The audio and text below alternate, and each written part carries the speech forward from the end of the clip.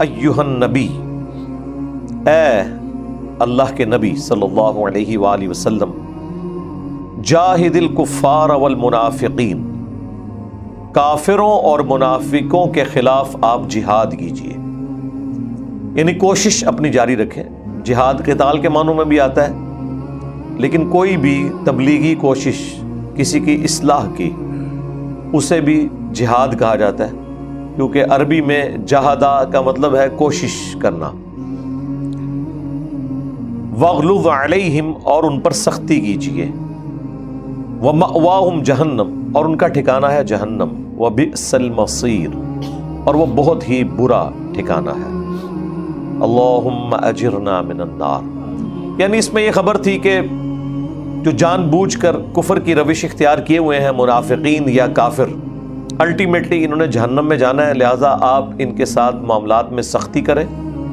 ان کی وجہ سے اہل ایمان جو ہے، جو تکلیف کا شکار ہے، اس پورے معاملے میں آپ نے منافقین کے ساتھ سخت رویہ رکھنا ہے اور اہل ایمان کے ساتھ نرمی کی روش اختیار کرنی ہے، کیونکہ اب چانس نہیں ہے کہ ان میں سے کوئی ہدایت پہ آئے گا، جو کہ اللہ تعالیٰ نے ان کے دلوں پہ مہر لگا دی ہے۔ لیکن ظاہر ہے کہ نبی علیہ السلام کو بھی منافقین کے نام بعد میں بتائے گئے، وہ یہاں پہ اگلی آیات میں ذکر آ جائے گا، جو رسول اللہ کے اوپر قاتلانہ حملہ ہوا تھا صلی اللہ علیہ وآلہ وسلم۔ اس کے بعد وہ کھل کے سامنے آ گئے، پلس انہوں نے غزوہ تبوک پہ جب نبی علیہ السلام تشریف لے گئے تو پیچھے سے مسجد ضرار بھی بنائی تھی، اسے قرآن نے مسجد ضرار کہا اور گرانے کا حکم دیا گیا، کیونکہ وہ فتنے کے لیے مسجد بنائی گئی تھی۔ اور نبی علیہ السلام کو انہوں نے ریکویسٹ کی کہ افتتاح آپ نے کرنا ہے، جیسے ہی آپ تبوک سے واپس آئیں اس مسجد میں نماز پڑھیں۔ آگے چل کے آئے گا پھر اللہ تعالیٰ نے نبی علیہ السلام کو بتا دیا کہ نہ تو آپ نے اس مسجد میں کھڑے ہونا ہے، نہ نماز پڑھنی ہے، آپ نے اسی مسجد میں کھڑے ہونا ہے جس کی بنیاد پہلے دن سے تقوی پہ رکھی گئی ہے، مسجد نبوی یا مسجد قباء، جو کامل ایمان مومنین نے بنائی ہے۔ یحلفون باللہ ما قالوا، یہ قسمیں اٹھا کے اللہ کی جھوٹی کہتے ہیں کہ ہم نے کوئی ایسی بات نہیں کی۔ کون سی بات؟ کوئی ایک بات تو ہے ہی نہیں تھی، کئی باتیں، یعنی اہل ایمان کے منہ پہ یہ کچھ اور ہوتے تھے اور پیچھے سے اور۔ جو میں نے بتایا تھا بخاری میں حدیث موجود ہے کہ اس کے کانٹیکسٹ میں پھر سورۃ المنافقون کی آیات بھی نازل ہوئیں کہ عبداللہ ابن ابی نے اپنے قریبی ساتھیوں کو مخاطب کر کے کہا تھا کہ جب ہم عزت والے مدینے میں داخل ہوں گے تو وہاں سے ان ذلیلوں کو نکال دیں گے۔ رسول اللہ صلی اللہ علیہ وآلہ وسلم اور ان کے جانثار صحابہ اور اہل بیت کے بارے میں انہوں نے یہ روڈ لینگویج استعمال کی۔ نبی علیہ السلام نے جب بلا کے پوچھا تو منکر ہو گئے، ظاہر منکر ہی ہونا تھا، منافق ہوتے ہی بزدل ہے، منہ پہ تو وہ بات نہیں کر سکتا۔ اگر وہ دلیر ہو تو پھر یا مسلمان ہو یا کافر ہو۔ کافر بھی دلیر ہوتا ہے، ڈٹ کے انکار کرتا ہے، مومن بھی دلیر ہوتا ہے، ڈٹ کے مانتا ہے۔ منافق ہوتے ہی وہ ہے جو دونوں پارٹیوں کو خوش رکھے، تو انکار کر دیا۔ زید بن ارقم نے شکایت لگائی تھی، وہ بڑے شرمندہ ہوئے کیونکہ وہ جھوٹے پڑ گئے۔ ظاہر نبی علیہ السلام کو جب تک وحی کی خبر سے نہ بتایا جائے تو آپ کے علم میں بھی نہیں تھا، اور آپ کی عادت تھی کہ ایک بندہ اللہ کی قسم اٹھا کے کہہ رہا ہے کہ میں نے ایسی کوئی بات نہیں کی ہے، تو نبی علیہ السلام نے اس کی بات پر یقین کر لیا۔ لیکن زید بن ارقم اللہ کو اتنے محبوب تھے کہ ان کی زبان کی سچائی کے لیے پھر قرآن کی آیات نازل ہوگی، اور سیم وہ الفاظ عبداللہ ابن ابی کے اللہ نے قرآن میں نازل کیے کہ یہ کہتے ہیں کہ جب ہم عزت والے مدینے میں داخل ہوں گے تو وہاں سے ذلیلوں کو نکالیں گے۔ اور پھر اللہ تعالیٰ نے اس پہ جواب دیا کہ عزت تو اللہ، اس کے رسول اور اہل ایمان کے لیے، لیکن منافقین نہیں جانتے۔ اور زید بن ارقم کو اللہ تعالیٰ نے انڈورس کر دیا۔ یہی وجہ ہے کہ بخاری میں یہ اوپر تلے 3-4 احادیث ہیں اس کانٹیکسٹ میں۔ انہی احادیث میں ایک حدیث میں آتا ہے کہ جب واقعہ ہررا ہوا اور یزید کی فوجوں نے چڑھائی کی مدینہ شریف کے اوپر، تو بخاری کے الفاظ ہیں انصار مدینہ کا جو قتل عام ہوا اس کی وجہ سے انس ابن مالک پریشان تھے، اور زید ابن ارقم بھی انصاری صحابی تھے۔ تو زید ابن ارقم نے ایک خط لکھا انس ابن مالک کے نام اور کہا کہ حضرت صبر کریں، کیا رسول اللہ نے ہمیں پہلے نہیں بتا دیا تھا کہ میری وفات کے بعد انصار مدینہ کے ساتھ ظلم ہوں گے؟ صبر کرنا یہاں تک کہ حوض کوثر پہ مجھے آ کے ملنا۔ تو حضرت انس ابن مالک جو بیچارے اتنے دکھی تھے وہ اس خط کی وجہ سے اتنے خوش ہو گئے کہ میری دل جوئی کے لیے ایک اور انصاری نے مجھے یاد کروا دیا کہ یہ جو تکلیفیں ہیں نا ان پہ صبر اسی بنیاد پہ آپ کو نصیب ہو جائے گا کہ اللہ کے نبی نے آپ کو پہلے ہی بتایا تھا کہ آپ پہ یہ تکلیفیں آئیں گی اور آپ نے صبر کرنا ہے اور حوض کوثر پہ آپ کو بدلہ مل جائے گا۔ مخالفین کو جب نبی علیہ السلام کہیں گے سحقن سحقن لمن غیر بعدی، ان پہ پھٹکارو، ان کو مجھ سے دور کر دو۔ تو وہ خط انس ابن مالک نے پڑھ کے سنایا اور ساتھ بخاری کے الفاظ ہیں، انہوں نے اپنے ساتھیوں کو کہا جانتے ہو یہ زید ابن ارقم کون ہے؟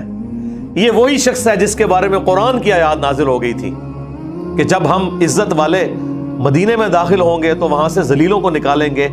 یہ جو کفریہ جملہ عبداللہ ابن ابی نے بولا تھا اس کی شکایت اس شخص نے کی تھی جس نے مجھے خط لکھا ہے، اور اللہ نے اس کے لیے قرآن نازل کیا اسے سچا ثابت کرنے کے لیے۔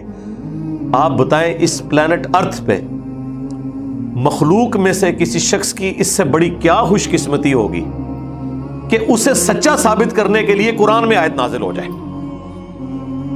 جس طرح ہماری ماں سیدہ عائشہ سلام اللہ علیہا کے لیے نازل ہوئی تو ہم کتنی بڑی فضیلت بتاتے ہیں یہ، اور اما عائشہ خود بھی اس کو فخریہ بیان کرتی تھی کہ میری برات کا اعلان آسمانوں سے ہوا ہے، دنیا میں کسی کورٹ نے فیصلہ نہیں کیا۔ سیدہ زینب کا نکاح اللہ نے آسمانوں پہ کیا سورۃ الاحزاب میں کہ جب وہ زید کے گھر سے نکل گئی تو ہم نے نکاح کر دیا تاکہ ہم اس رسم کو توڑیں، قرآن کے الفاظ ہیں۔ تو حضرت زینب باقی بیویوں کو کہتی تھی تمہارے نکاح دنیا پہ ہوئے ہیں اور میرا آسمانوں پہ اللہ نے کیا ہے نبی کے ساتھ۔ بہت بڑی فضیلت، اللہ نے ہر ایک جو خاص حضور کا ساتھی ہے اسے خاص فضیلت دی ہوئی ہے۔ تو یہاں پہ زید بن ارقم کی سچائی میں قرآن نازل ہوا، کتنی بڑی فضیلت ہے۔ تو اب یہ اسی قسم کے واقعات کی طرف اشارہ ہے کہ یہ اللہ کی قسم اٹھا کے کہتے ہیں ہم نے ایسی کوئی بات نہیں کی۔ وَلَقَدْ قَالُوا كَلِمَةَ الْكُفْرِ، جبکہ وہ کفریہ جملے بول چکے تھے۔ وَكَفَرُوا بَعْدَ إِسْلَامِهِمْ، اور اسلام لانے کے بعد انہوں نے کفر اختیار کیا۔ ایمان لانے کے بعد نہیں سرکار، اسلام لانے کے بعد۔ ایمان کبھی بھی نہیں وہ لے کے آئے۔ اسلام اس لیے مانا گیا کہ جو منہ سے بول کے کہہ دینا میں کلمہ پڑھتا ہوں نماز پڑھتا ہوں وہ مسلمان ہے، اس کا جنازہ بھی پڑھا جائے گا، نکاح طلاق کے مسائل سارے مسلمانوں والے اس کے ساتھ ہوں گے، اندر سے ہو سکتا ہے منافق ہو۔ اس لیے اللہ نے فرمایا کہ یہ اسلام لانے کے بعد بظاہر کلمہ پڑھنے کے بعد اسی دن کافر ہو گئے جب انہوں نے کلمات الکفر بول دیے، رسول اللہ کے بارے میں توہین امیز کلمات بول دیے۔ وَهَمُّوا بِمَا لَمْ يَنَالُوا، اور انہوں نے تو ایسی چیز کا ارادہ کیا تھا جس میں یہ کامیاب نہ ہو سکے۔ یہ ہے جی وہ قاتلانہ حملہ۔ اس کے کانٹیکسٹ میں مسند احمد میں بڑی لمبی حدیث ہے، اس کا کچھ حصہ صحیح مسلم میں بھی ہے 7035۔ اصحاب العقبہ، گھاٹی والے ساتھی رسول اللہ کے، ظاہر ہے قانوناً تو وہ اصحاب ہی تھے۔ جب نبی علیہ السلام غزوہ تبوک سے واپس آ رہے تھے، یہاں سے تو حضور کے ساتھ وہ رومن امپائر کے خلاف لڑنے کے لیے گئے، حضور کے ساتھی۔ راستے میں انہوں نے پلان کیا کہ سفر کے دوران ایک تنگ گھاٹی آتی ہے، اس میں ایک وقت میں ایک ہی سواری گزر سکتی ہے، بس ہم اس موقع کو غنیمت جانیں گے جب حضور کے ساتھ زیادہ لوگ نہیں ہوں گے، اور اس ٹائم پیریڈ میں ہم رسول اللہ کی سواری کو ہانک کر بلندی سے نیچے گرا دیں گے۔ وہ گھاٹی ایسی تھی کہ اس کے آگے کھائی بھی تھی، تو ہم نبی علیہ السلام کی سواری سمیت آپ کو نعوذ باللہ گرا دیں گے۔ اب مسند احمد کے الفاظ ہیں کہ وہ جب گھاٹی آئی تو اس وقت صرف 2 صحابہ حضور کے ساتھ تھے، بالکل انہوں نے اناٹینڈڈ نہیں چھوڑا، بس اتنی جگہ تھی، حضرت عمار ابن یاسر، حذیفہ ابن یمان، یعنی حضور کو بھی پتا تھا یہ میرے 2 مخلص ساتھی ہیں، ان کو حضور نے اپنے ساتھ رکھا ہوا تھا۔ وہ آپ کی سواری کے آگے آگے چل رہے تھے، ایک پیچھے تھا ایک آگے تھا۔ جب ان 12 بندوں نے حملہ کیا ہے تو ان 2 بندوں نے اتنی جانساری دکھائی کہ ان کو بھگا دیا۔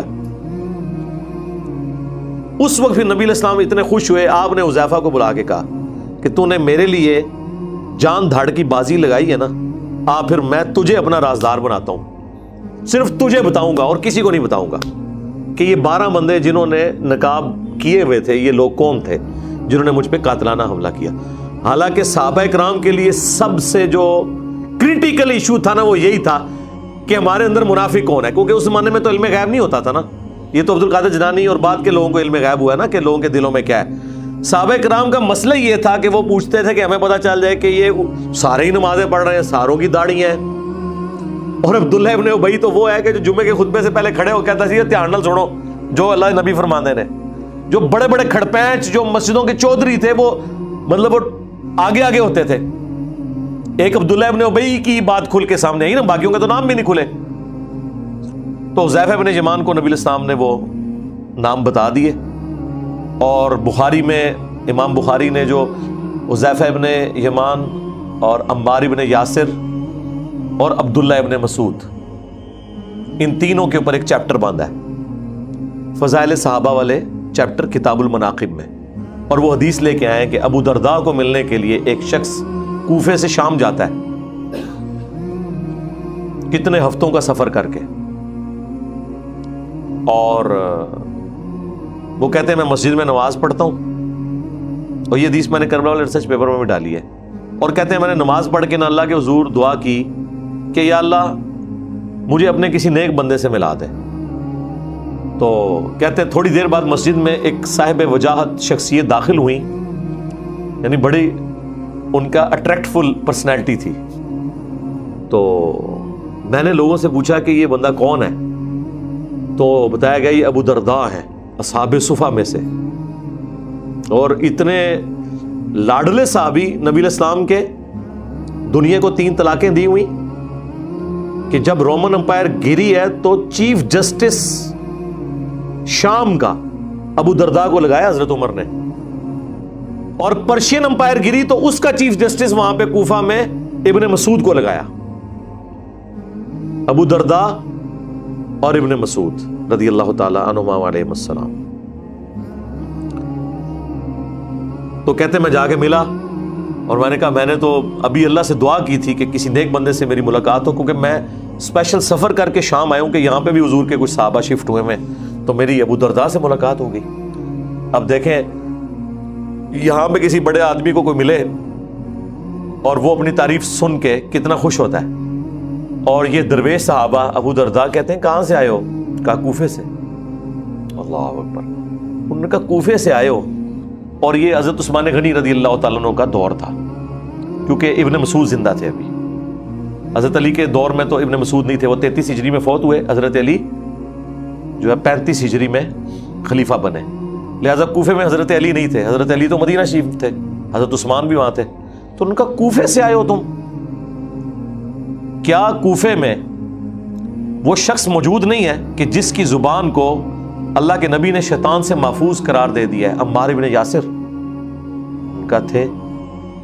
ان کا کیا رسول اللہ کے رازداروں میں سے ایک رازدار جو حضور کے ایسے راز جانتا ہے کہ جو اور کسی کو نہیں پتا، وہ شخصیت کوفے میں موجود نہیں تھی؟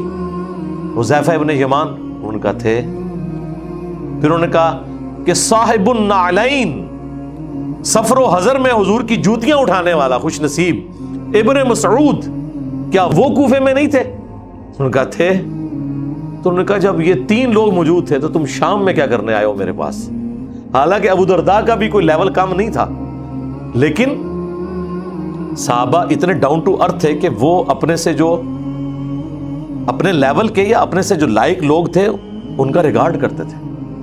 تو وہ بخاری میں الفاظ ہیں کہ ایسا شخص جس کے پاس رسول اللہ کا راز ہے، اور مسلم شریف میں الفاظ ہیں 7035 نمبر حدیث کہ حذیفہ ابن یمان رضی اللہ تعالیٰ عنہ کو نبی علیہ السلام نے منافقین کے نام بتائے، اور عمار ابن یاسر سے کوئی شخص آ کے پوچھتا ہے، مسلم کے الفاظ ہیں کہ یہ جو آپ نے ارادہ کیا ہے کہ آپ ان جنگوں میں علی کا ساتھ دیں گے، جنگ جمل میں اور صفین میں بھی ارادہ رکھتے ہیں، تو کیا رسول اللہ نے آپ سے کوئی فرمائی تھی یہ بات؟ تو انہوں نے کہا نبی علیہ السلام نے ہم سے کوئی ایسی بات ارشاد نہیں فرمائی اسپیسیفکلی، سوائے ایک ایسی بات کے کہ جو ہمارے علم میں نہیں ہے وہ صرف حذیفہ کو پتہ ہے، اور وہ 12 منافقین کے نام ہیں جنہیں اصحاب العقبہ کہا جاتا ہے، اور رسول اللہ نے فرمایا تھا کہ ان میں سے 8 ایسے ہیں کہ جن کے کندھوں کے درمیان کمر پہ ایک دوبیلا پھوڑا نکلے گا اور اس کی گرمائش وہ اپنے سینے میں محسوس کریں گے اور اس تکلیف میں دنیا سے جائیں گے، لیکن میں ان کو نہیں جانتا، وہ صرف حضرت حذیفہ جانتے ہیں۔ وہ ایک خاص بات ہے جو ان کو بتائی گئی تھی، اور اس کے پیچھے سٹوری یہ تھی کہ حذیفہ ابن یمان اور عمار ابن یاسر یہ 2 لوگ ایسے تھے جنہوں نے نبی علیہ السلام کی جان نثاری سے حفاظت کی غزوہ تبوک کے موقع پر، اس کا ذکر ہے۔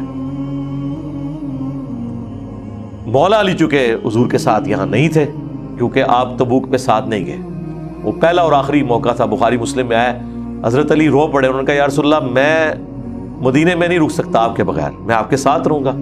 ظاہر ہے حضور کی لائف کو تھریٹ تو تھا، تو نبی علیہ السلام نے فرمایا تم اس بات پہ خوش نہیں کہ تمہاری میرے ساتھ وہی نسبت ہے جو ہارون کی موسیٰ کے ساتھ، مگر میرے بعد کوئی نبی نہیں۔ یعنی موسیٰ علیہ السلام جب کوہ طور پہ گئے تھے تو اپنے بھائی کو ہارون کو چھوڑ کے گئے تھے، تو میرا وہ بھائی ہے جسے میں اپنی جگہ چھوڑ کے جا رہا ہوں۔ تو یہ اتنی بڑی فضیلت وہاں پہ ارشاد فرمائی، لیکن ساتھ فرما دیا مگر میرے بعد کوئی نبی نہیں، یعنی امتی نبی بھی کوئی نہیں۔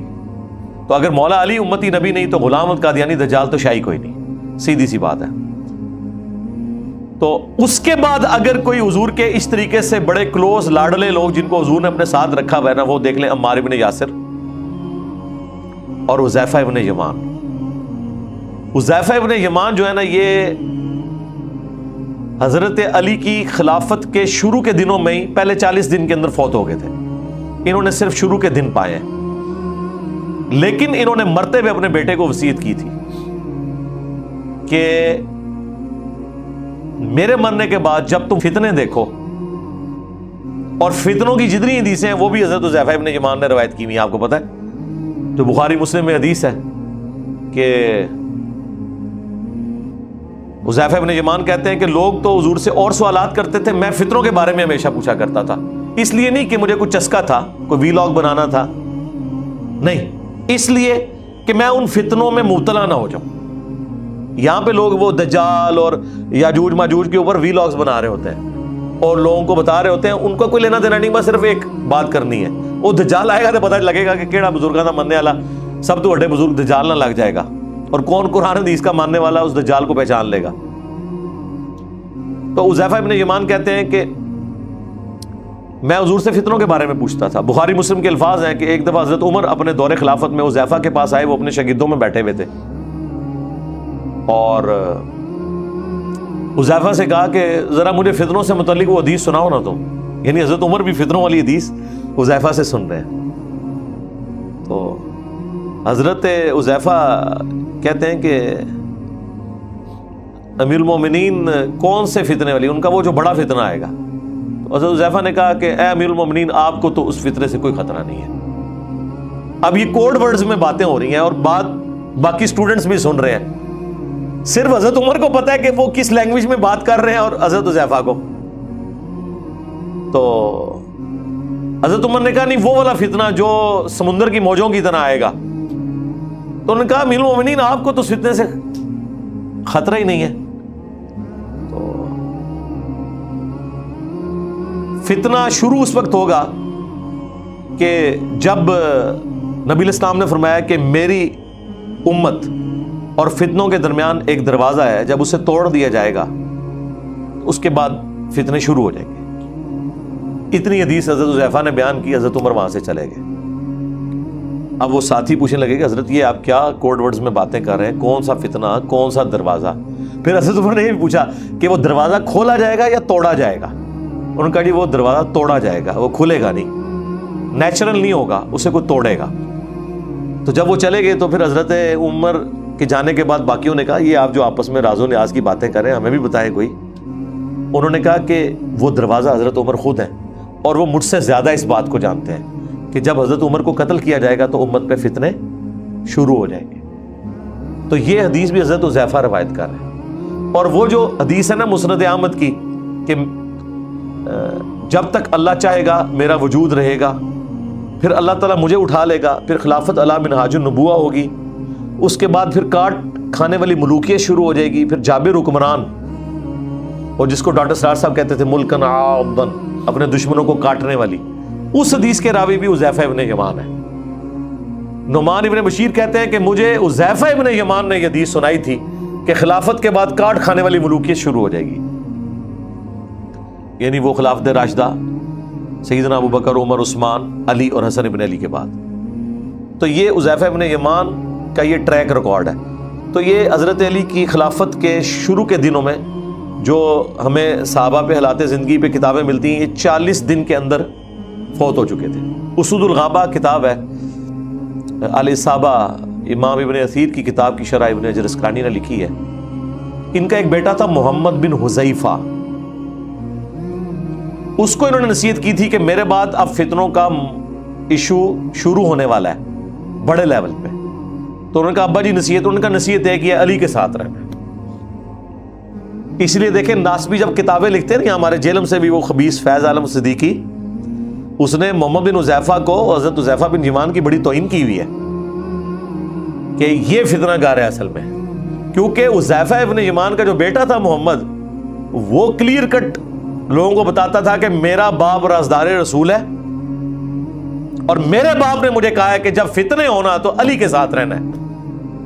ٹھیک ہے، اب آپ دیکھ لیں کہ علی کے مخالفین کس درجے پہ لائی کرتے ہیں کہ جب رازدار رسول اپنے بیٹے کو یہ کہہ رہا ہے کہ جب فتنے آئیں گے نا تو جس نے سب سے زیادہ حضور کی بات سنی ہوئی ہے نا، یعنی میں نے فتنوں کے بارے میں، تو بچنے کا ذریعہ ایک ہے کہ حضرت علی کے ساتھ رہنا ہے ہر معاملے میں۔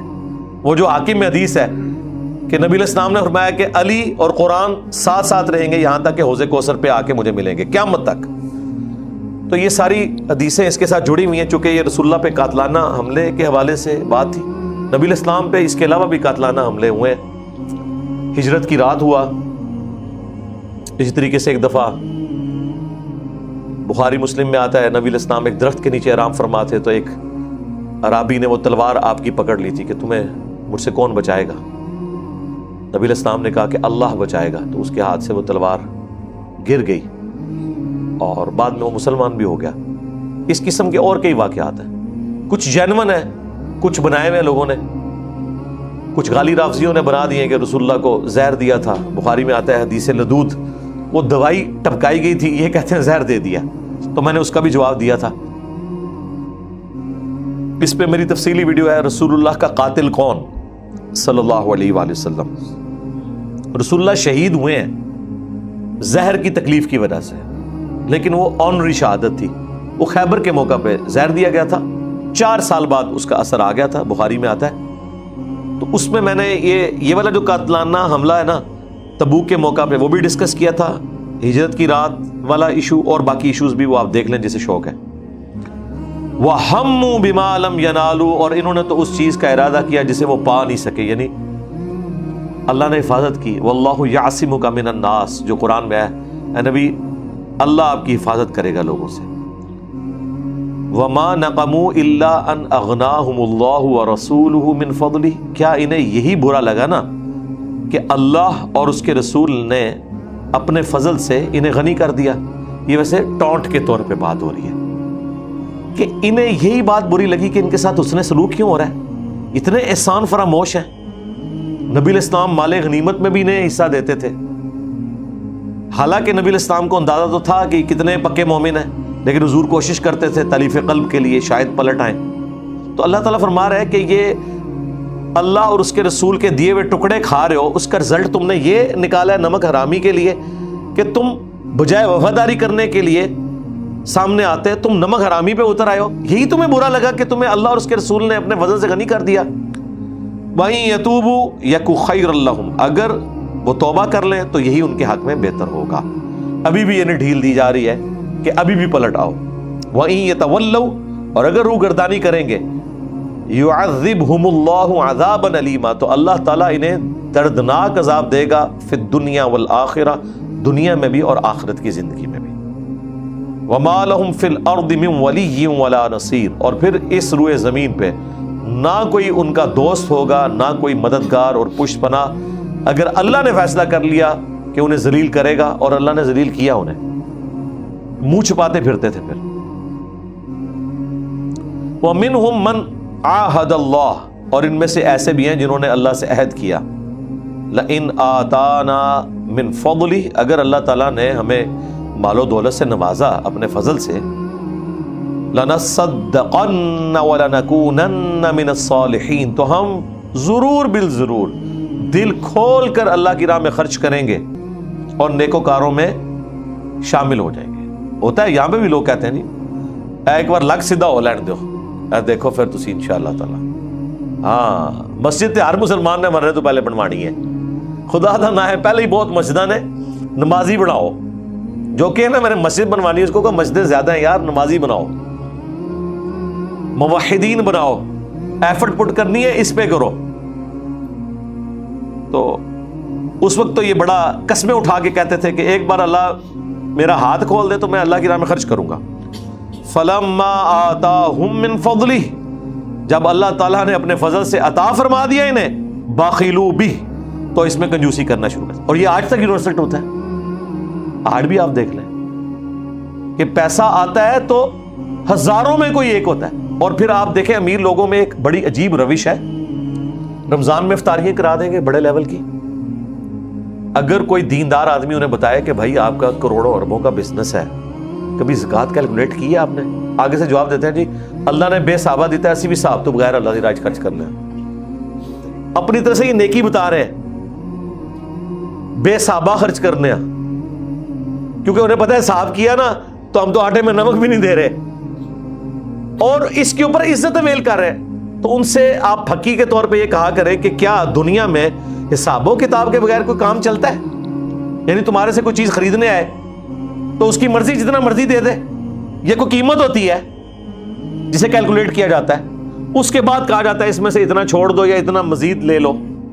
بے صحابہ دنیا میں کوئی کام ہوتا ہے؟ اللہ نے کوئی چیز حساب و کتاب کے بغیر رکھی ہے؟ نمازیں تو 5 رکھی ہیں، ہر نماز کی رکعت مخصوص کی ہے۔ آج کوئی فجر کی 2 کی بجائے 3 پڑھے، اس کی 2 بھی نہیں ہوگی۔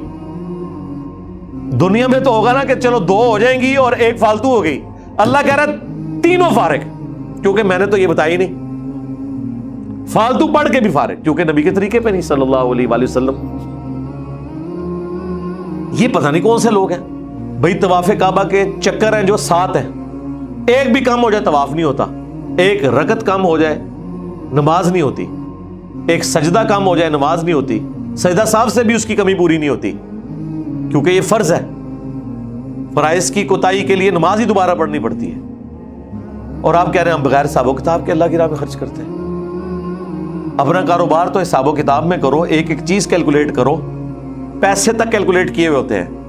یہ بھی یاد ہوتا ہے کہ پہلی دفعہ ہم نے جب منگوایا تھا تو اتنے کا منگوایا تھا، اب ہم نے اتنا اس کا پروفٹ لگانا ہے اور آگے کرنا ہے، اور جب اللہ کی راہ میں خرچ کرنا ہے جی بغیر صاحب دے خرید ہے، صاحب کار نہ پتہ لگے، اور صاحب یہ کرنا ہے کہ جتنا آپ نے مال لگایا ہوا ہے کاروبار کے اندر، سوائے جو انفراسٹرکچر کے یا مشینری کے، جو پروڈکٹ کے طور پہ لگایا ہوا ہے، خواہ وہ مٹیریل بیچنے کے لیے رکھا ہوا ہے یا کپڑا رکھا ہوا ہے یا ادویات رکھی ہوئی ہیں، سب کے اوپر زکوٰۃ ہوگی۔ ہاں فرنیچر کے اوپر زکوٰۃ نہیں ہوگی، گاڑی کے اوپر زکوٰۃ نہیں ہوگی جو استعمال کے لیے، ہوٹل ہے تو ان کے برتنوں پہ زکوٰۃ نہیں ہوگی، کمائی پہ ہوگی، لیکن جو پروڈکٹ رکھی ہوئی ہے نا جتنی، اس کے اوپر زکوٰۃ ہوگی، کتنا مال آپ نے کھپایا ہوا ہے۔ اگر کوئی نان بھائی ہے اور اس کو پتا ہے کہ میں نے 10 لاکھ روپیہ اس میں لگایا ہوا ہے، اس کاروبار کے اندر کچھ آٹے کی بوریوں کی فارم میں پڑا ہے، کچھ میدے کی بوریوں کی فارم میں پڑا ہے، تو یہ سارا آپ کا مال تجارت ہے، بیچنے کے لیے نا، چاہے اسے روٹی بنا کے بیچیں چاہے وہ بغیر روٹی بنائے بیچیں، تو سب کے اوپر زکوٰۃ ہے۔ کہتے نہیں کیلکولیٹ نہیں کی، اور یقین کریں اگر زکوٰۃ صرف کیلکولیٹ کر کے پاکستان میں دی جائے نا، پاکستان میں کوئی غریب آدمی نہیں بچتا۔ آپ لوگ دیکھتے ہیں کہ چیریٹی میں لوگ خرچ کر رہے ہیں اور لوگ بڑی تعریف کرتے ہیں کہ جی چیریٹی میں اتنا لوگ لگا رہے ہیں، لیکن یقین کریں ان کی آپ زکوٰۃ کیلکولیٹ کریں نا تو وہ آٹے میں نمک بھی نہیں ہے جو وہ دے رہے ہیں۔ کیوں؟ 1 لاکھ پہ 2,500 روپے زکوٰۃ ہے، بڑی تھوڑی رقم ہے۔ 1 کروڑ پہ 2.5 لاکھ ہے۔ جو کاروباری لوگ ہیں ان کے لیے شاید یہ بھی تھوڑی ہے، لیکن 1 ارب کے اوپر 2.5 کروڑ زکوٰۃ، 250 لاکھ ہر سال نکالنا پڑے۔ 1 لاکھ نہیں سرکار، 2 لاکھ نہیں، 250 लाख 1 अरब के ऊपर निकालना पड़े। और पाकिस्तान में तो हजारों लोग ऐसे हैं जिनके एसेट्स अरबों में हैं। यहां तो सरकार अरबों डॉलर में है। हाँ, आपके कई बड़े ऐसे हैं जिनके एसेट्स 3 अरब डॉलर 4 अरब डॉलर हैं। आप 1 अरब डॉलर के पीछे IMF की मिन्नतें मारते हैं। यहां लोगों की अपनी जाती एसेट्स वो 1 अरब डॉलर है। 1 अरब डॉलर अगर किसी का मालियत है तो 2.5 करोड़ डॉलर देगा वो, और रुपयों में इसको कन्वर्ट करें तो जाके 500 अरब रुपया बन जाएगा। तो खर्च करो, बंदे लबो, बंदे मुक जाएंगे जनाब, ते पैसा नहीं मुकन लगा। लेकिन लोग नहीं खर्च करते। जितने फैक्ट्री ऑनर्स हैं, और सरकार आम छोटी फैक्ट्रियां जो है ना, उनमें ना जो मशीनें लगी हैं वो करोड़ों के मल्टीपल में होती हैं, लाखों में कोई भी मशीन नहीं है। ऐ जी 2.5 करोड़ की ली सी, 10 करोड़ की जर्मनी तो मंगवाई सी। आप कहेंगे यार ये तो मशीन ही कोई 1 अरब रुपए की लगी हुई है, तो बिजनेस उसके ऊपर हजारों में तो नहीं हो रहा होगा। जहां अरबों रुपए की मशीनें लगी हुई हैं तो बिजनेस भी करोड़ों का होगा। बंदा हैरान रह जाता है। हाँ, गैर मुस्लिम जो आके यहां कारोबार कर रहे हैं वो एक एक चीज के ऊपर टैक्स दे रहे हैं। कोई नहीं बता सकता कि कभी KFC या मैकडोनल्ड वालों ने 1 रुपया भी टैक्स का खा दिया हो। हर चीज उनकी रिटर्न रिकॉर्ड में सॉफ्टवेयर बने हुए, वो कर नहीं सकते। वो बिल बनाना होता है उन्होंने। ये तो आपके मसले है ना कि बिल ही नहीं बनाते। एक एक चीज का बिल निकलता है, पैरेलल में कैलकुलेशन होके टैक्स लादा होता है। और मुसलमान जो है वो कहता है बेसाबा दी जी अल्लाह की राह से, यानी वो उल्टा अपनी कमजोरी को भी अपनी खूबी बना के पेश कर रहा है। ठीक है, अल्लाह ताला फरमा रहे कि इन लोगों की रविश ये है कि ये लोग अल्लाह की राह में देते हुए शर्माते हैं। हालांकि पहले ये बड़ा बुलंदो बाग दावे किया करते थे कि हम अल्लाह की राह में खर्च करेंगे। वतवल्लौ वहुम मुअरिदून, फिर वो रूगर्दानी करके जब अल्लाह ताला ने उन्हें दिया, और वो है ही मुंह फेरने वाले। फ़अअक़बहुम निफ़ाक़न फ़ी क़ुलूबिहिम, तो इसका रिजल्ट अब अल्लाह ने कहा कि हमारी तरफ से अब ये इनको इनाम मिल रहा है। इनके ऊपर ऐसी लानत पड़ गई है कि अल्लाह ताला ने बसबब इनकी इन हरकतों के इनके दिल में निफाक को बिठा दिया। इला यौमि यल्क़ौना, उस दिन तक जिस दिन ये अल्लाह से मिलेंगे, यानी क़यामत तक अब इनका दिल पाक नहीं होगा। यानी ये अल्लाह की राह में खर्च ना करना ये मुनाफिकत की इलामत है। क्यों? यार अल्लाह को वो देगा जिसका अल्लाह पे यकीन है कि ये मुझे खर्च किया हुआ माल 700 गुना करके आखिरत में लुटाया जाएगा। जो बुखारी मुस्लिम में हदीस है कि इंसान कहता है मेरा माल मेरा माल मेरा माल, हालांकि तेरा माल तो वो है जो तूने खा पी लिया या पहन के बोसीदा कर दिया, बाकी तो तेरे वरसा का माल है। फिर हुजूर ने वो आयात तिलावत की, अलहाकुमुत तकासुर हत्ता ज़ुरतुमुल मक़ाबिर। बुखारी मुस्लिम की हदीस है, नबी इस्लाम ने फरमाया इंसान के 3 दोस्त, कब्र में एक ही जाता है, वो उसके आमाल है, और उसके रिश्तेदारों माल ये कब्र से बाहर ही रह जाते हैं। और वो जो हदीस थी ना, नबी इस्लाम फरमाया कि इंसान का माल वो है जो उसने खा पी लिया या पहन के बोसीदा किया। उसमें ये भी अल्फाज हैं, या आखिरत में भेज के अपने लिए स्टोर कर लिया क़यामत के दिन के लिए। यानी जो आप अल्लाह की राह में खर्च करते हैं वो भी आपका माल है, वाकई आपके वरसा का माल है।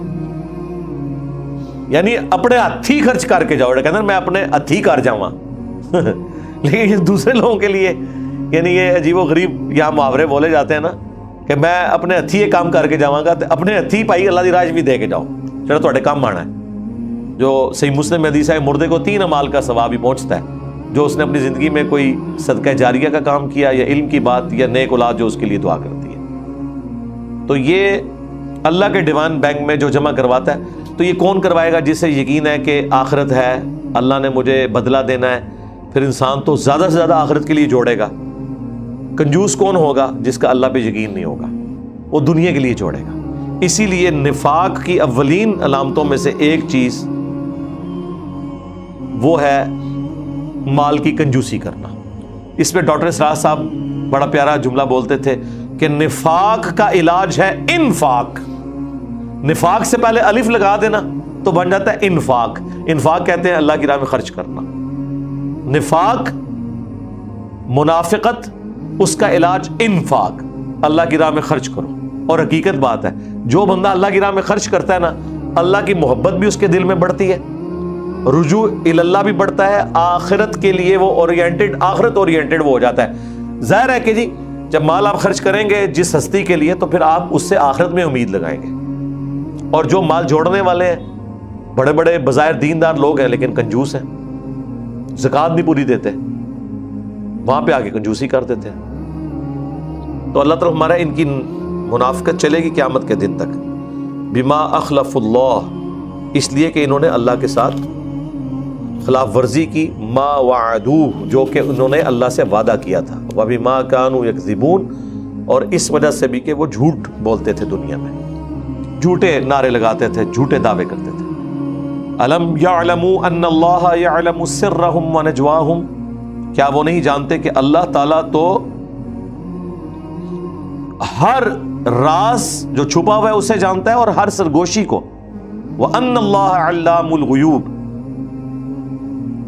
اور یہ کہ اللہ تعالیٰ تمام غیوب کا، تمام چھپی ہوئی باتوں کا، غیب کا جاننے والا ہے. اب یہ کس طرف اشارہ ہو رہا ہے؟ وہ ایک واقعے کی طرف جو آگے ذکر ہونے لگا ہے. الَّذِينَ يَلْمِزُونَ الْمُطَوِّعِينَ، جو لوگ ریاکاری کا الزام لگاتے ہیں کامل الایمان مومنین پر، جو خوشی خوشی من المؤمنین اہل ایمان میں سے، فی الصدقات، جو صدقات خرچ کرتے ہیں ان کے اوپر ریاکاری کا الزام لگاتے ہیں. ظاہر ہے خود کنجوس ہیں. اب ایک کنجوس امیر آدمی جب دیکھے کہ ایک دہاڑی داڑ بندہ غزوہ تبوک کے موقع پر صدقہ اور خیرات کر رہا ہے تو لوگوں نے اس کو ملامت بعد میں کرنی ہے، پہلے اسے خطرہ پڑ جائے گا. لوگ کہیں گے یار یہ دیکھو، وہ ایک صحابی تھے نا، اسی آیت کے کانٹیکسٹ میں آتا ہے، انہوں نے پوری رات مزدوری کی ایک یہودی کے ہاں، ایک مٹھی صرف کھجوروں کی ملی اسے معاوضہ. اس نے آگے حضور کو کیا کہ یا رسول اللہ، یہ غزوہ تبوک پہ جو آپ اپیل کر رہے ہیں نا، میرا بھی حصہ ڈال لیں. ٹھیک ہے. تو یہ منافقین کھڑے مذاق اڑا رہے تھے کہ جی اتنی مٹھی سی کھجوروں سے کیا فرق پڑ رہا ہے.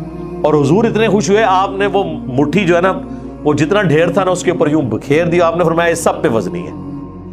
سرکار جس کے پاس ہے ہی 5 روپے اور وہ 5 کے 5 اللہ کو دے دے، اور جس کے پاس 5 ارب روپے وہ 5 کروڑ بھی دے، ان 5 روپے کے مقابلے میں نہیں ہو سکتے، کیونکہ اللہ کے ہاں نیکیاں گنی نہیں جائیں گی، تولی جائیں گی. تولنے میں تو وہ کھجوریں زیادہ ہیں، گننے میں تو ظاہر ہے ان کی کوئی ویلیو نہیں ہے، لیکن تولنے میں وہ سارے سامان پر بھاری ہیں. اور اللہ تعالیٰ نے اس واقعے کا یہاں پہ اشارہ کیا.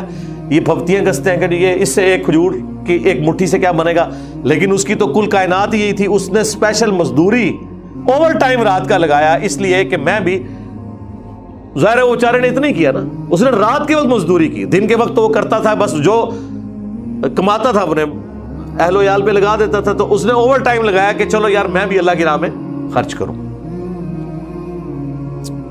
رضی اللہ عنہ، آمین. والذین لا یجدون الا جہدہم، وہ نادار لوگ ایسے ہیں کہ نہیں پاتے مگر محنت اور مشقت کی مزدوری کر کے. فیسخرون منہم، یہ ان کا بھی مذاق اڑاتے ہیں. سخر اللہ منہم، اللہ ان کا مذاق اڑائے. یعنی یہ سختی کے الفاظ ہیں کہ اللہ تعالیٰ تمہارے ساتھ ایسا سلوک کرے گا جو تم نے اہل ایمان کا ٹھٹا اڑایا. وَلَهُمْ عَذَابٌ عَلِيمٌ، اور ان کے لیے دردناک عذاب ہے. استغفر لہم، اے نبی آپ بھی ان کے لیے بخشش کی دعا کریں. او لا تستغفر لہم، یا آپ ان کے لیے مغفرت کی دعا نہ کریں. ان تستغفر لہم 70 مرہ، آپ 70 دفعہ بھی ان کے لیے دعائیں مغفرت کریں. فلن یغفر اللہ لہم، اللہ تعالیٰ ہرگز انہیں معاف نہیں کرے گا. اللہ کے رسول بھی 70 دفعہ، اور یہ 70 کا عدد تو ایک ڈیجٹ کے طور پہ نہیں، کثرت کے لیے آیا. ویسے تو 70 کی گنتی بھی پوری کرنے میں ٹائم لگتا ہے، اور اللہ کے نبی کو کہا جا رہا ہے آپ 70 دفعہ بھی دعائیں مغفرت کریں، ہم نے توبہ ان کی قبول نہیں کرنی. ذالک بانہم کفروا باللہ ورسولہ، یہ اس لیے کہ انہوں نے کفر کیا ہے اللہ اور اس کے رسول کا. واللہ لا یہدی القوم الفاسقین، اور اللہ تعالی ہدایت نہیں دیتا فاسقین کو. یعنی جو حقیقت جاننے کے باوجود ہٹ درمی پر اترے ہوئے ہیں، اللہ تعالیٰ انہیں زبردستی ہدایت نہیں دے گا. اس سے آپ کو پتہ چل گیا کہ نسبت بھی کوئی کام نہیں آنی, ورنہ اللہ تعالیٰ اس چیز کا تو لحاظ کرتا کہ یار اتنے عرصے سے 100 کروڑ میرے نبی کے پیچھے ہی نمازیں پڑھ رہے ہیں, 5 وقت مسجد میں آتے بھی ہیں, ظاہری رکھ رکھاؤ بھی صحابہ کے ساتھ اور حضور کے ساتھ بڑا اچھا رکھا ہے, تو چلو تو اللہ تعالیٰ ان کو انعام کے طور پہ کہ کہتے ہیں نا بزرگاں دے لڑ لگ جاؤ, لڑتے سارے منافقین لگے ہوئے سن, لڑ نہیں لگے ہوئے تھے, تو اللہ تعالیٰ اس لڑ لگنے کی برکت سے انہیں سے حقیقی ایمان دے دیتا. لیکن نہیں, اللہ کی تو تلوار بالکل ننگی ہے کہ جب تک کوئی خود کوشش نہیں کرے گا اسے لڑ لگنے سے بھی کچھ نہیں ہونا. ورنہ ابو لہب تو حضور کا چچا تھا, ہاشمی تھا, اعلیٰ خاندان سے, لیکن قرآن میں سورت نازل ہوگی تبت یدا ابی لہب وتب. یہ بڑا ڈینجرس معاملہ ہے جی.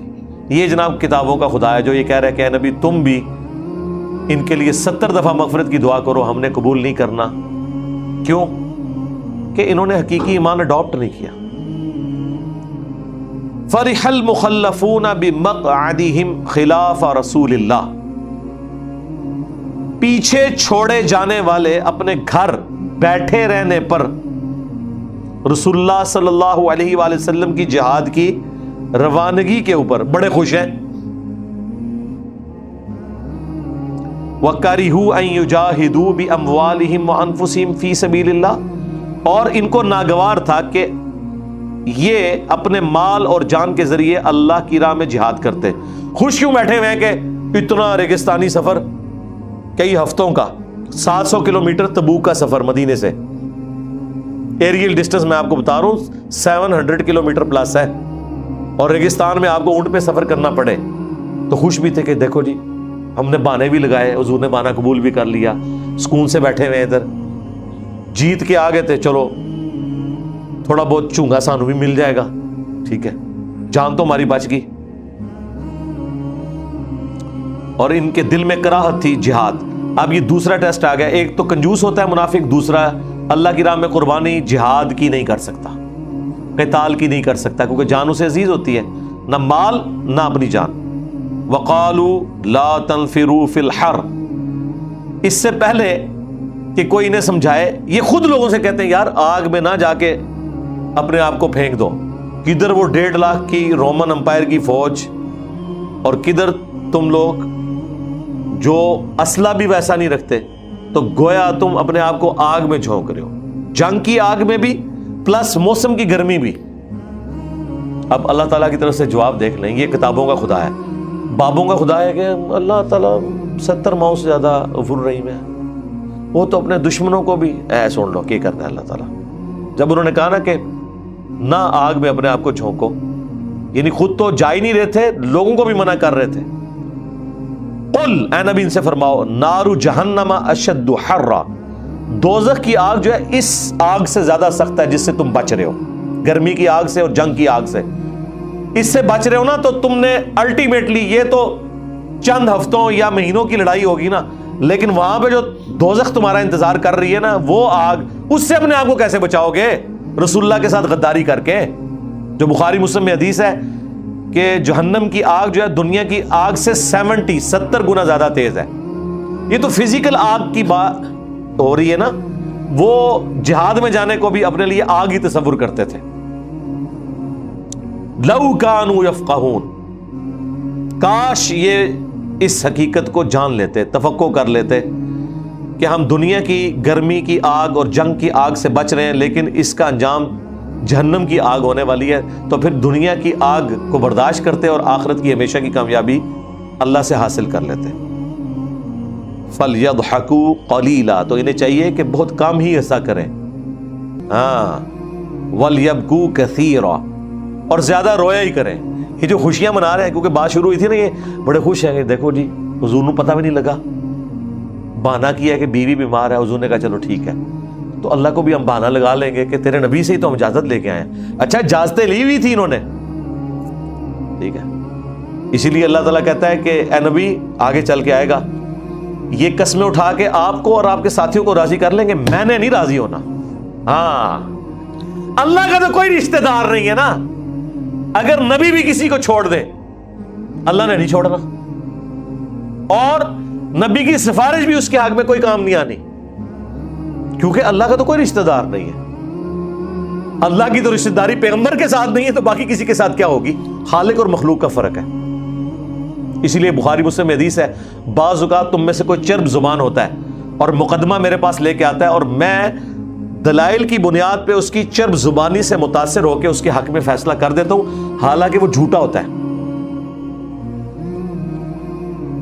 اور میں بھی فیصلہ کر لوں، تب بھی اگر کوئی شخص اس فیصلے کے ساتھ اپنے گھر واپس گیا تو وہ جہنم کی آگ لے کے گیا، آگ کا ٹکڑا لے گیا، اگرچہ میں نے اس کے حق میں فیصلہ کیا ہے۔ کیوں کہ وحی کا علم تو نہیں حضور کے پاس آیا ہوا تھا، جہاں آتا تھا وہاں کہہ دیتے تھے، جو بخاری میں حدیث ہے کہ رسول اللہ کے زمانے میں دل پہ بھی اللہ تعالیٰ فیصلے کر دیتا تھا، کیونکہ نبی علیہ السلام کو وحی کے ذریعے بتا دیا جاتا تھا کہ یہ ایکچوئل سچویشن یہ ہے۔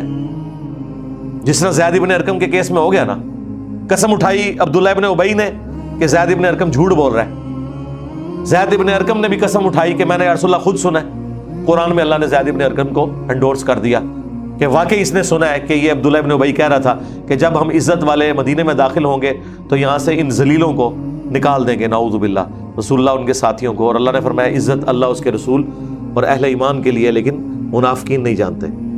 یہاں پہ انڈورس کر دیا، کہیں پہ نہیں بھی ہوا، اللہ نے ان اٹینڈنٹ مسئلے کو چھوڑ دیا۔ تو اللہ تعالیٰ ہمارا انہیں چاہیے کہ یہ زیادہ رویا کریں اور بہت کم ہنسا کریں۔ بظاہر حالات فیوریبل ہیں ان کے لیے، لیکن آخرت ان کی داؤ پہ لگی ہوئی ہے۔ اور یہ جو قرآن کی یہ جو آیت کا پورشن ہے نا، یہ یونیورسل ٹروتھ ہے، فَلْيَضْحَكُوا قَلِيلًا وَلْيَبْكُوا كَثِيرًا۔ رونا زیادہ ہے، ہنسنا کم ہے۔ ایک ہے مسکرانا، جس میں آواز بلند نہ ہو، کہہ نہ آپ لگائیں، وہ تو نبی الاسلام کی سنت ہے، آپ سے زیادہ کوئی مسکرانے والا نہیں تھا۔ لیکن ایک ہے کہہ کے مار مار کے ہنسنا، ہر وقت ہنستے رہنا، وہ پھر صحیح حدیث ہے جامع ترمذی میں، سنن ابن ماجہ میں، کہ یہ چیز انسان کے دل کو مردہ کر دیتی۔ ایک اور روایت مشہور ہے کہ قبر میں اندھیرا لاتی ہے، اس کی کوئی صحت کا نہیں پتا، لیکن الٹیمیٹلی دل مردہ ہو تو پھر تو آگے بیڑا غرق ہو ہی جانا ہے۔ قرآن کی یہ آیت بھی اس پہ گواہ ہے کہ ہنسنا کم چاہیے، رونا زیادہ چاہیے۔ اچھا، زیادہ رونے سے بھی تبھی فائدہ ہوگا جب آپ کے کرتوت ٹھیک ہوں۔ یہ نہیں کہ انسان، میں نے کئی لوگوں کو دیکھا ہے وہ ہر الٹا کام کرتے ہیں، بس مسجد میں وہ اتنا روتے ہیں کہ نمازیوں کو بھی رشک آتا ہے کہ پتہ نہیں کتنا اللہ والا ہے، اور باہر نکل کے وہ اسی طرح۔ یہ رونا پیٹنا جو ہے نا، یہ اس کو کہتے ہیں مگرمچھ کے آنسو۔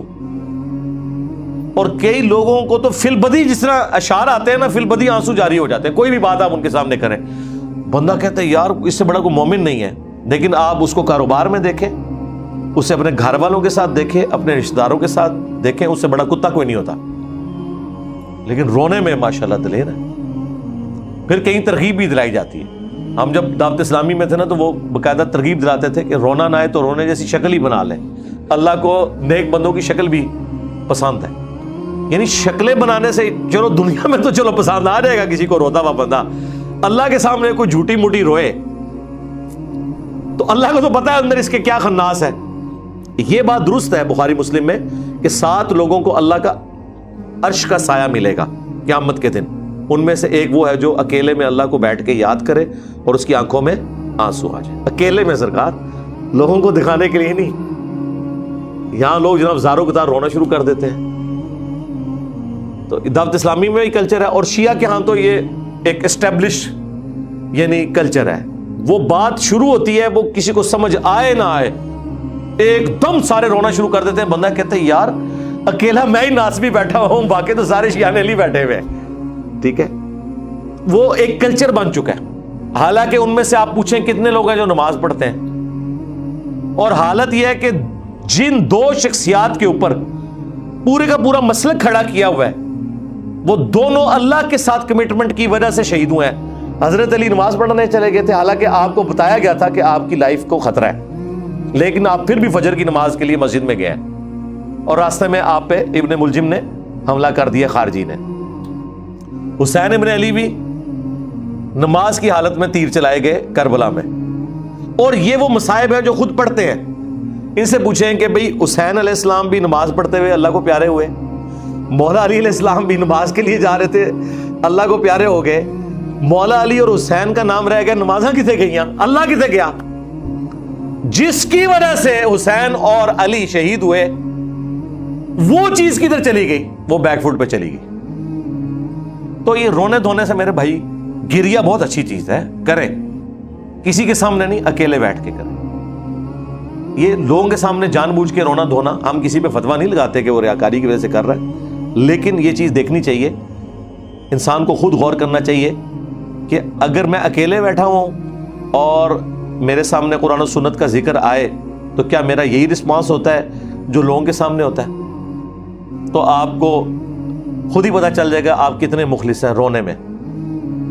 یہ بات درست ہے کہ یہ چیز پسندیدہ ہے۔ بخاری میں بھی حدیث ہے، نبی علیہ السلام ایک چوراہے سے گزر رہے تھے، کچھ اصحاب وہاں پہ ہنس رہے تھے، تو آپ نے فرمایا جو میں جانتا ہوں نا، اگر تم جانتے ہوتے تو بہت کم ہنستے، زیادہ روتے۔ یہ حدیث بخاری کی، اس کے ساتھ جوڑ لیں۔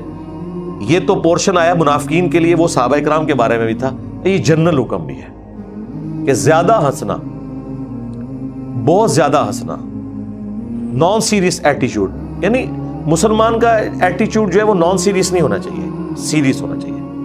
لیکن سیریس کا مطلب یہ نہیں ہے کہ اتنے سیریس ہوں کہ لوگ آپ کے شر سے پناہ مانگیں، یہ بھی نہیں ہونا چاہیے، کیونکہ احادیث میں یہ بھی ملتا ہے کہ رسول اللہ سے زیادہ مسکرانے والا کوئی نہیں تھا۔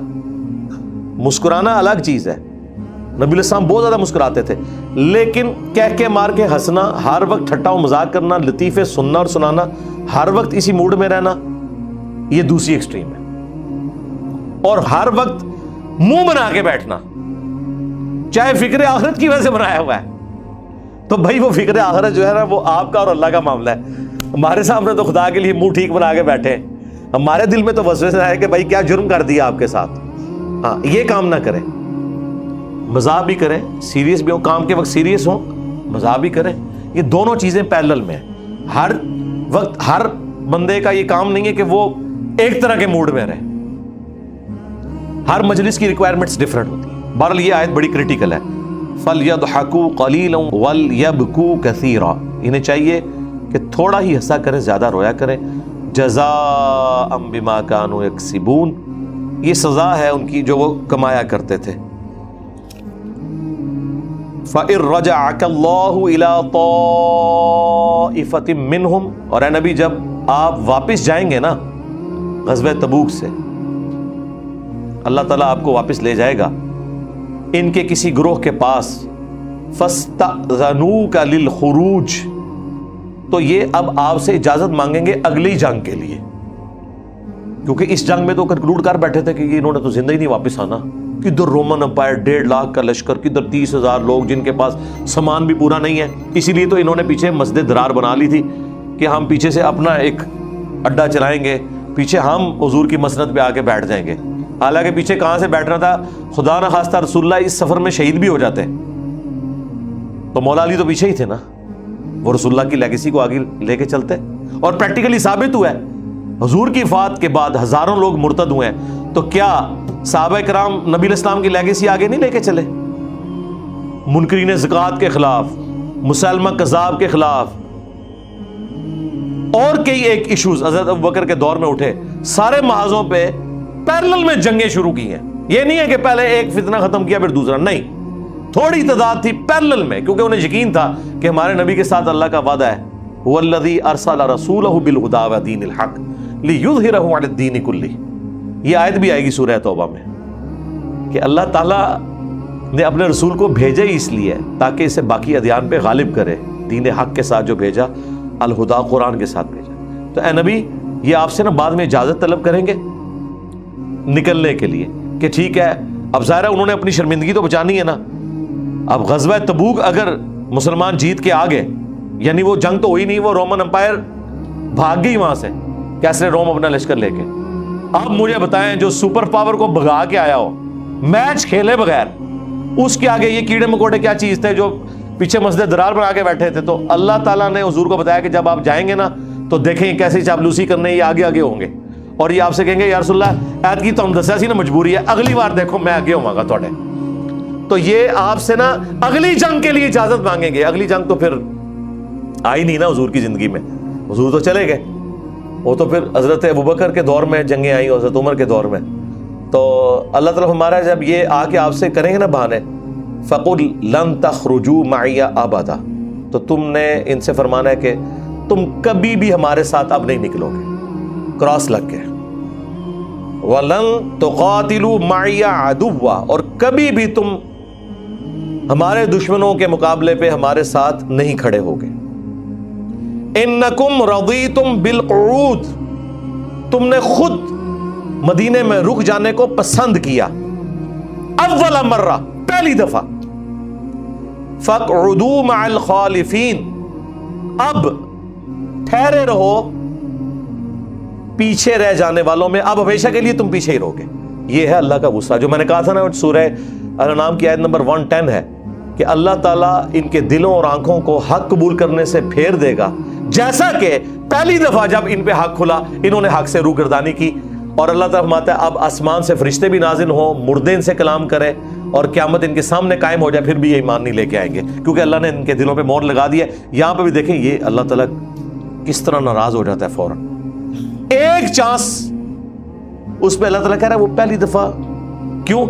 غزوہ تبوک پہ اناؤنسمنٹ ہوئی تھی کہ اس جنگ میں جو شریک نہیں ہوگا نا وہ منافق شمار ہوگا.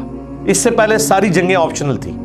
تبوک جو ہے نا یہ ایسی جنگ تھی جس میں حکم تھا کہ ہر بندے نے شامل ہونا ہے, سوائے عورتوں کے اور مریضوں کے اور اپاہج لوگوں کے.